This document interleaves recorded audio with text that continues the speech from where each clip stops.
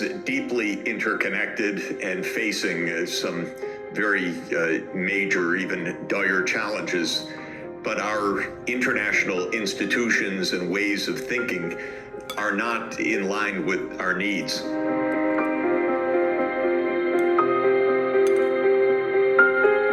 Which is material sufficiency so that people can survive and lead decent and dignified lives, social inclusion and justice so that people find their suitable place as dignified members of society within their societies.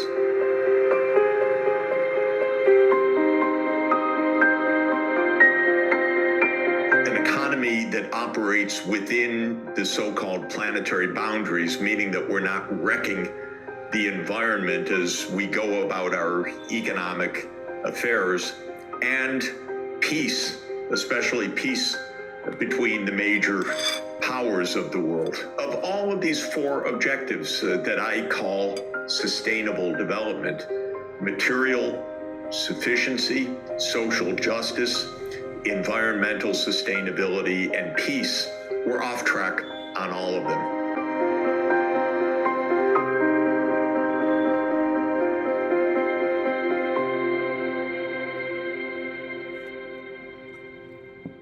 Right now, the world is a pretty grim and bleak place environmentally, as well, of course, as socially and politically. We humans depend on the natural world.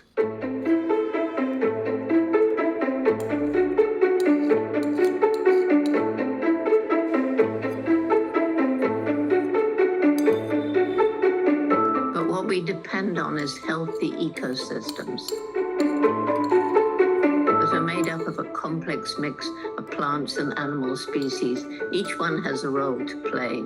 And you know, I see it as like a beautiful living tapestry. And as an animal or plant species disappears from that ecosystem, it's like pulling out a thread.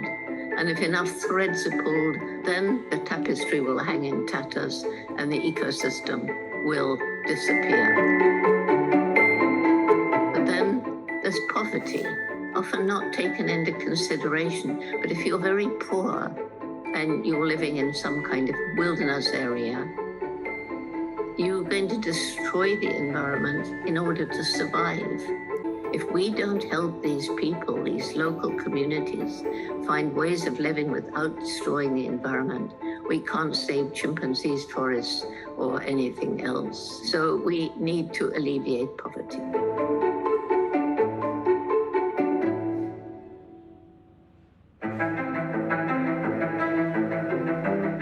Nothing about the international economy guarantees the end of poverty or social justice. This is the first point.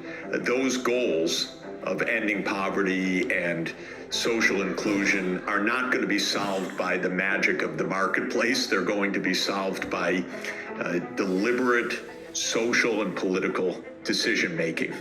And we are not there yet.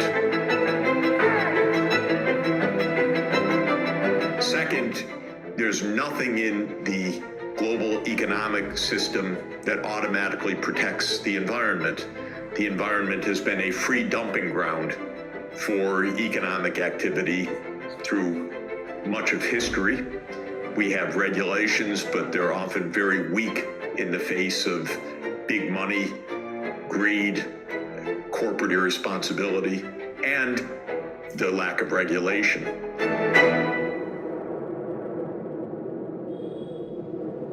And then there's the unsustainable lifestyle of so many of us, and I include myself.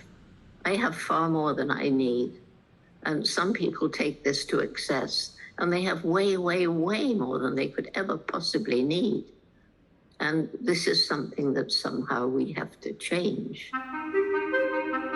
One of the primary reasons why the world has struggled so much with overconsumption, as well as this depletion-driven campaign of resource usage, is precisely because the victims that suffer under overconsumption, overdepletion, and environmental degradation, they don't really have a say. So we want a fair world at large, we need to start with fair countries. And with fair countries, the prerequisite is fair cities. What's needed here too is direct mechanisms by which the people can have their voices heard, can hold the elite accountable, and fundamentally have an opportunity to partake in the designing of the rules, of the institutions, and of the outline sort of overarching structures of their cities. And therefore we move from cities to countries, and countries to the world at large.